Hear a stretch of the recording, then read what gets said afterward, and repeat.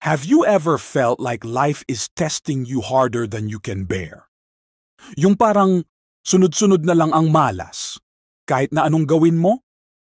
Tapos, may mga bagay na bigla na lang nangyayari. Mga bagay na walang lohikal na paliwanag. Parang may kakaibang puwersa na gumagalaw sa paligid mo. Baka iniisip mo, witchcraft? Totoo ba talaga yan? Sa modernong panahon, parang imposible naman. Pero teka, hindi ba minsan kahit gaano tayo karasyonal, may mga bagay pa rin na hindi maipaliwanag ng siyensya? Minsan kasi, may mga pagkakataon na parang may humihila sa iyo pababa kahit todo kayod ka naman. Hindi ko sinasabi na lahat ng malas ay dahil sa kulam. Pero paano kung may mga palatandaan na hindi mo lang napapansin?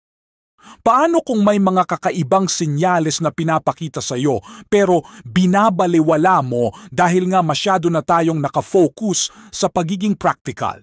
Kaya sa video na to, pag-uusapan natin ang 5 palatandaan na maaaring may gumagawa ng witchcraft laban sa iyo. Bago ka mag-conclude, pakinggan mo muna. Minsan kasi, awareness lang talaga ang kailangan mo para makawala sa ganitong sitwasyon. Ngayon, simulan na natin sa unang palatandaan. Negative patterns. Have you ever noticed na parang paulit-ulit ang mga malas sa buhay mo? Yung tipong sa trabaho, sa love life, at pati na rin sa kalusugan. Parang sunod-sunod na lang ang mga pangit na nangyayari. Minsan nga, kahit anong gawin mo para baguhin ang sitwasyon, parang walang nangyayari.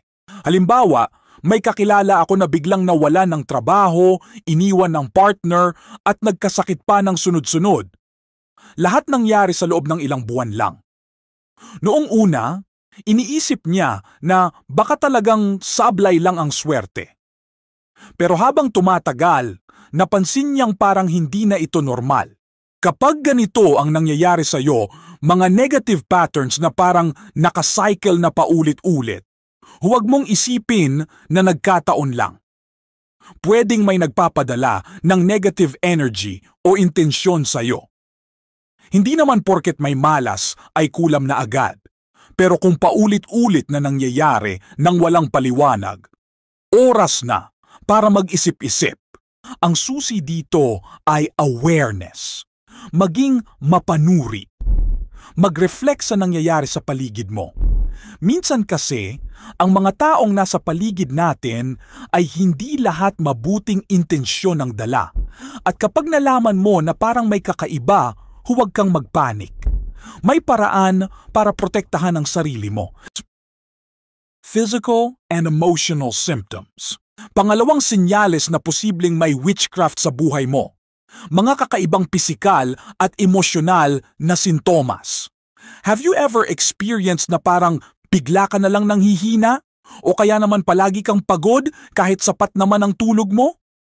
O kaya naman, nagkakasakit ka ng sunod-sunod pero walang makitang dahilan? Minsan pa nga, biglang mood swings. Parang galit ka ng walang dahilan. O kaya naman malungkot ka kahit okay naman lahat. Parang may mabigat na enerhiya na nakadikit sa iyo na hindi mo basta-basta matanggal. Isipin mo, kung ang katawan at isipan mo ay normal naman dati, tapos biglang nagbago, magtanong ka sa sarili mo. Baka may pinanggagalingan ang biglaang pagbabago. At kung nakapansin ka ng pattern, tulad ng pagkakasakit tuwing may nakakasalamuha kang partikular na tao o lugar, maging maingat ka. Hindi ko sinasabi na lahat ng sakit o emosyonal na problema ay dahil sa kulam. Siyempre, palaging i-consider ang pisikal na kalusugan at mental well-being. Pero kung hindi gumagana ang usual na solusyon, gamot, therapy o pahinga, baka may deeper reason kung bakit hindi nawawala ang sintomas. Sa ganitong sitwasyon, mahalaga ang self-awareness. Pakinggan mo ang katawan mo. Alamin kung kailan at paano nagsimula ang mga pagbabago. Minsan, ang pagkakaroon ng tamang mindset at pagkilala sa mga bagay na hindi mo kontrolado ang unang hakbang para makalaya. Minsan, hindi lang mga malas at kakaibang pakiramdam ang senyales na may witchcraft na nangyayari sa buhay mo. Sa ikatlong palatandaan na pag-uusapan natin, medyo mas physical at obvious ang mga clues, pero kadalasan, binabaliwala natin dahil iniisip nating nagkataon lang o simpleng kalat sa paligid. Strange objects. Naranasan mo na bang makakita ng kakaibang bagay sa loob ng bahay mo? Mga gamit na hindi mo maalala kung paano napunta roon. O kaya naman, biglang may mga misteryosong bagay sa labas ng pinto mo, sa likod ng bahay, o sa mismong kwarto mo. Halimbawa, may isang kaibigan ako na biglang nakakita ng mga tuyong dahon at buhol-buhol na sinulid sa ilalim ng kama niya. Nung una, inisip niya na kalat lang. Pero habang tumatagal, napansin niya na palaging may ganong klasing mga bagay tuwing may nangyayari sa buhay niyang hindi maganda. Kung makakita ka ng kakaibang bagay tulad ng mga garapon na may laman na parang kakaiba, mga buhok, pako, o pulbos, maging alerto ka. O kaya naman, mga bagay na mukhang ritualistic tulad ng mga simbolo sa sahig o pader. Huwag basta-basta itapon ng walang pag-iingat. Bakit? Kasi kung ang mga bagay na yan ay may kinalaman sa witchcraft, ang basta-basta pagtapon ay pwedeng magpalala ng sitwasyon. Mag-ingat sa paghahawak at kung maaari, humingi ng tulong sa isang eksperto na may alam sa ganitong klase ng mga bagay. Tandaan, hindi ito tungkol sa pagiging takot, kundi pagiging maingat. Social and relationship changes. Ito na ang ikaapat na palatandaan at isa ito sa pinakamasakit. Napansin mo bang biglang nag-iba ang pakikitungo ng mga taong malapit sa iyo? Yung tipong dati naman okay ang samahan, pero ngayon bigla ka na lang iniiwasan o kaya naman may dahilan na tila walang katuturan para magalit sa iyo? May kakilala akong biglang naputol ang relasyon sa matalik na kaibigan ng walang malinaw na dahilan. Bigla na lang nagkakalabuan at kahit anong paliwanag ang gawin, parang laging may tension. Nang mag-usisa siya, napag-alaman niyang may taong gumagawa pala ng ritual para sirain ang relasyon nila. Alam mo, minsan kasi, hindi naman tayo mismo ang target kundi ang mga koneksyon natin. Isa sa pinakamalaking epekto ng witchcraft ay ang pagkasira ng mga relasyon. Dahil kapag nasira ang suporta mo mula sa mga kaibigan o pamilya, mas magiging mahina ka laban sa negatibong enerhiya. Ang payo ko, kung mapansin mong sabay-sabay na umaayaw ang mga malalapit sa iyo, huwag kang agad magalit o magtampo. Minsan, may mas malalim na dahilan kung bakit nagkakaganoon. Subukan mong i-assess ang sitwasyon. Tanungin ang sarili, naging pabaya ba ako? May nagawa ba akong mali? Kung wala naman, baka oras na para i-consider na may ibang puwersa na nakakaapekto. Pero mahalaga rin dito ang introspection. Hindi porket may problema sa relasyon ay witchcraft na agad. Kailangan mo ring suriin ang sarili mong asal.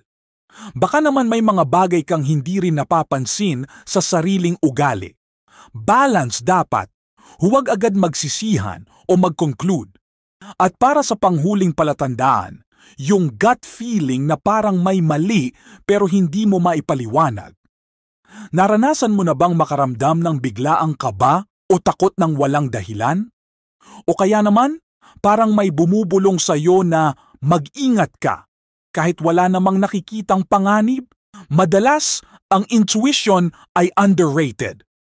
Sobrang practical kasi ng utak natin, kaya iniisip natin na paranoia lang yan. Pero kung ang pakiramdam mo ay persistent, yung tipong kahit gaano mo piliting i-rationalize, hindi siya nawawala, baka may mensahe na kailangan mong pakinggan. Ang intuition, sa totoo lang, ay isang survival tool. Minsan, may nararamdaman ng katawan at isipan natin na hindi agad naaabot ng lohikal na pag-iisip. Kung makaramdam ka ng ganito, huwag kang magpanik. Huwag din agad mag-assume. Kalma lang. Pag-isipan ng maayos kung saan nanggagaling ang pakiramdam na yon. Minsan kasi, ang pagiging aware sa nararamdaman ay sapat na para mabawasan ang epekto ng negative energy. Pakinggan mo ang instinct mo pero huwag magpabiktima sa takot. Ang mahalaga dito ay hindi yung basta ka na lang maniwala sa mga kakaibang bagay, kundi maging bukas ang isipan mo sa posibilidad na may mga puwersang hindi natin nakikita. Kung mapansin mo ang ilan sa mga palatandaang ito, magdasal ka, mag-reflect at protektahan ang sarili mo sa pamamagitan ng positibong pag-iisip. Tandaan, ang proteksyon ay nagsisimula sa pananampalataya at lakas ng loob. Alam mo, minsan mahirap aminin sa sarili na baka may kakaibang nangyayari sa buhay natin. Lalo na kung masyado na tayong nasanay sa pagiging practical o logical. Pero kung pinapanood mo pa rin tong video hanggang ngayon, malamang may bahagi sa isip mo na nagtatanong, bakit nga ba parang ang bigat ng buhay ko lately? Okay lang yan. Hindi ka nag-iisa. Minsan talaga, kahit gaano tayo kalakas o kakampante sa buhay, may mga bagay na lumalagpas sa normal na paliwanag. Pero tandaan mo, ang layunin ng video na to ay hindi para takutin ka. Ang gusto ko lang, maging aware ka sa mga posibleng dahilan kung bakit parang pabigat ng pabigat ang sitwasyon mo. Ngayon, nakalista na natin ang 5 palatandaan na maaaring may gumagawa ng witchcraft laban sa iyo. Baka naisip mo na, okay, paano kung totoo nga? Anong gagawin ko ngayon? Una sa lahat, kalma lang. Huwag kang magpapanik o magpapaikot sa takot. Tandaan, ang unang hakbang para makawala sa ganitong sitwasyon ay ang pagtanggap na may kakaibang nangyayari, hindi para matakot, kundi para maghanda. Ano ang pwede mong gawin? 1. Protektahan ang sarili mo. Hindi ko sinasabi na maghanap ka agad ng albularyo o mangkukulam. Ang pinakamabisang proteksyon ay ang pagiging grounded at emotionally strong. Panatilihin mong malinis at maayos ang sarili mong enerhiya. Ang mga negatibong puwersa, madalas, mas kumakapit sa mga taong emotionally weak o madaling magpaapekto sa stress. Subukan mong mag-meditate tuwing umaga. Simple lang. Umupo ng tahimik, huminga ng malalim at mag-focus sa pag-clear ng isip mo. Magdasal din kung yun ang nakapagpapalakas ng loob mo. Kahit simple lang, malaking bagay ang pagbibigay ng positive energy sa sarili mo. 2. Linisin ang espasyo mo. Ang physical na kalat ay may epekto rin sa enerhiya. Baka hindi mo napapansin pero ang nakatambak na gamit o maruming paligid ay pwedeng mag-conduct ng negative energy. Linisin ang bahay mo, lalo na ang mga sulok at ilalim ng kama. Kung makakita ka ng kakaibang bagay tulad ng mga garapon, buhol-buhol na sinulid o mga tuyong halaman sa loob ng bahay, iwasang hawakan ng diretso. Gumamit ng gloves o tela kapag aalisin. Sabayan ng dasal o affirmation na ang negatibong enerhiya ay wala ng puwang sa lugar na ito. 3. Maghanap ng suporta. Hindi mo kailangang harapin ito ng mag-isa. I-share mo sa mga taong pinagkakatiwalaan mo, mga kaibigan, kapamilya o mentor na may mas malawak na pangunawa. Minsan kasi, ang pagpapalabas ng saloobin ay nakakabawas na sa bigat na nararamdaman. Kung may kakilala kang may alam sa spiritual cleansing, hindi masamang humingi ng payo. Tandaan, hindi pagiging mahina ang paghingi ng tulong. Ito ay pagpapakita ng katalinuhan at pagmamalasakit sa sarili. 4. Patatagin ang sarili mo. Walang mas malakas na proteksyon kundi ang lakas ng loob at paninindigan. Hindi madali. Pero kapag ang mindset mo ay nakapako sa pagiging resilient, kahit anong negatibong puwersa ang dumating, hindi ka basta-basta maaapektuhan. Maniwala ka na kaya mong pagtagumpayan ito? Ang mga pagsubok, gaano man ka-weird o nakakatakot, ay hindi permanente. Ang mahalaga, Palakasin mo ang loob mo at huwag hayaan ang takot na kumain sa sistema mo. Gumawa ng positive rituals. Kung may mga rituals na nagpapakalma sa iyo tulad ng pag-inom ng mainit na tsa at tuwing gabi, pagsindi ng scented candles o kahit simpleng pagsusulat ng gratitude journal, gawin mo ng regular.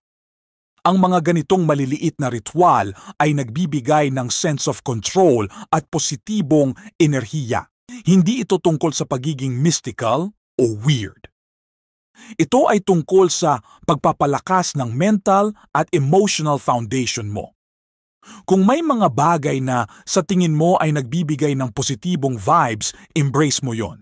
Kapag napagtagumpayan mo na ang mga pagsubok na to, magugulat ka na lang sa sarili mo, mas matatag, mas matapang, at mas handa sa kahit anong hamon. Huwag mong hayaan na ang takot o pangamba ang magdikta ng buhay mo. Ikaw ang may kontrol sa sarili mong kapalaran. At kung sakaling dumaan ulit sa ganitong sitwasyon, alam mo na ang gagawin. Awareness, kalmadong pag-iisip at positibong pagkilos. Hindi mo kailangang magpatalo sa kung anumang negatibong enerhiya na darating. Ikaw ang master ng sarili mong kapalaran. At kahit anong hamon ang dumating, kayang-kaya mo yan. Kaya laban lang, hindi ka nag-iisa. Maraming tao ang dumaan na rin sa ganyang sitwasyon at nakalampas. Kung sila nga kaya, ikaw pa kaya. Magtiwala ka sa lakas ng loob mo. Stay strong and stay grounded. Kung may kwento o karanasan ka na gusto mong i-share, ilagay mo sa comments. Baka makatulong din sa iba. At kung nagustuhan mo ang video na to, huwag kalimutang i-like at mag-subscribe para sa mas marami pang insightful at motivating content. Salamat sa pakikinig.